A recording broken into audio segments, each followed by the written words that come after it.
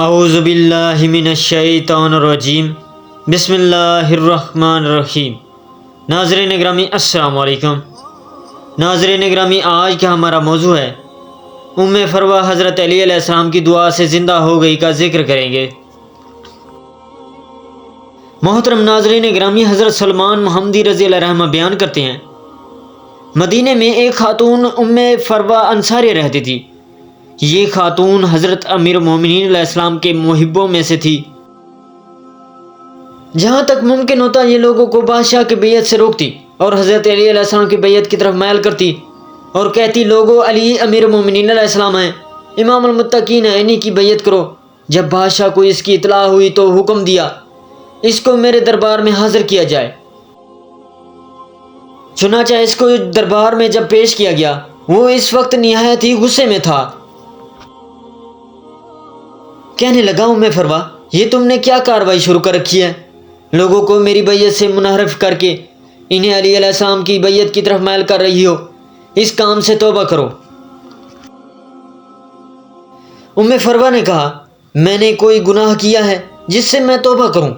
وہ کہنے لگا، اس سے بڑھ کر اور کیا گناہ ہو سکتا ہے؟ تو مسلمانوں کو کمزور کر رہی ہے، ان کے درمیان تفرقہ ڈال رہی ہے۔ اچھا یہ بتاؤ، میری امامت کے بارے میں تیرا عقیدہ کیا ہے؟ کہنے لگی، تم امام ہو؟ تمہیں تو لوگوں نے مسند خلافت پر بٹھا دیا ہے۔ امام تو وہ ہوتا ہے جسے خود اللہ اور اس کے رسول مقرر کریں۔ امام وہ ہوتا ہے جو کسی پر ظلم نہ کرے اور مشرق و مغرب کے تمام موجودات کا علم رکھتا ہو۔ اور وہ کیوں کر امام ہو سکتا ہے جو سالہ سال تک بتوں کی پرستش کرتا رہا ہو، خداوند تعالیٰ کا انکار کرتا رہا ہو، پھر اس نے اسلام قبول کیا ہو؟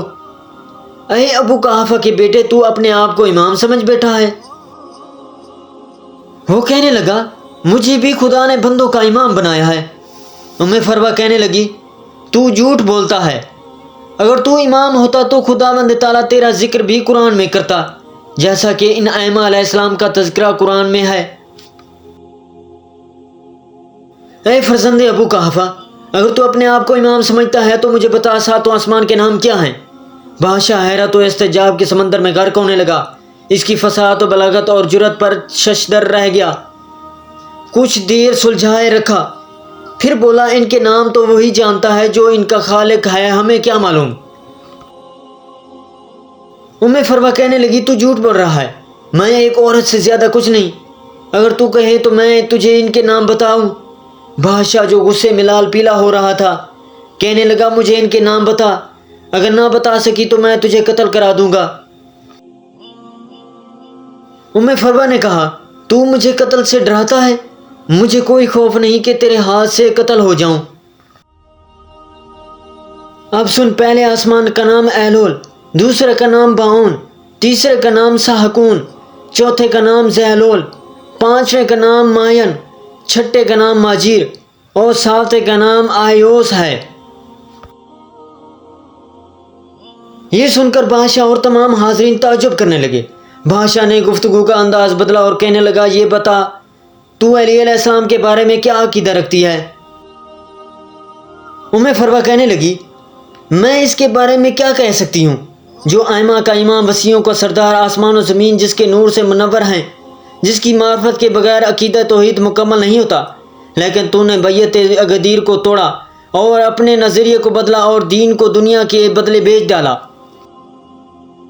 بادشاہ کہنے لگا، یہ عورت مرتد ہو چکی ہے، اس کا وجود خلافت کے لیے خطرناک ہے، اس کو قتل کر دیا جائے۔ چنانچہ اس مومنہ کو شہید کر دیا گیا۔ جب یہ واقعہ رونما ہوا، امیر المومنین علیہ السلام اس وقت وادی قرا میں اپنے باغ میں مصروف کار تھے۔ جب مدینے سے واپس آئے، آپ علیہ السلام کو اطلاع دی گئی تو آپ علیہ السلام ام فروہ کی قبر پر آئے۔ آپ علیہ السلام نے دیکھا وہاں 4 سفید رنگ کے پرندے جن کی چونچیں سرخ تھیں اور ان میں سے ہر ایک چونچ میں انار کا دانہ ہے، وہ قبر کے ارد گرد چکر لگا رہے ہیں۔ جو ہی انہوں نے امیر المومنین علیہ السلام کو دیکھا، اپنے پروں کو ہلانے لگے اور امام علیہ السلام سے کلام کرنے لگے۔ آپ علیہ السلام بھی ان کو جواب دیتے رہے۔ وہ پرندے امام علیہ السلام سے ام فروہ کو زندہ کرنے کی استدعا کرنے لگے تو آپ علیہ السلام نے فرمایا، انشاءاللہ ایسا ہی ہوگا، اس کے بعد آپ علیہ السلام نے ہاتھوں کو آسمان کی طرف بلند کیا اور بارگاہ خداوندی میں یوں دعا کی: اے موت کے بعد پھر زندہ کرنے والے، اے پوسیدہ ہڈیوں کو پھر حیات نو عطا کرنے والے، ہمارے لیے ام فروا کو دوبارہ زندہ کر دے اور اپنے نافرمان و منافقین کے لیے عبرت کا سبب بنا دے۔ آپ نے دعا کی، اسی وقت قبر شگافتہ ہوئی اور ام فروا استبرق کی چادر اوڑھے ہوئے قبر سے باہر آئی۔ امیر المومنین علیہ السلام کو سلام کیا اور کہنے لگی: اے مولا، ابو قحافہ کا بیٹا تو چاہتا ہے کہ اس نور کو بجھا دے، لیکن خدا اپنے نور کو بجھنے نہیں دے گا بلکہ اس نور میں اور اضافہ کر دے گا۔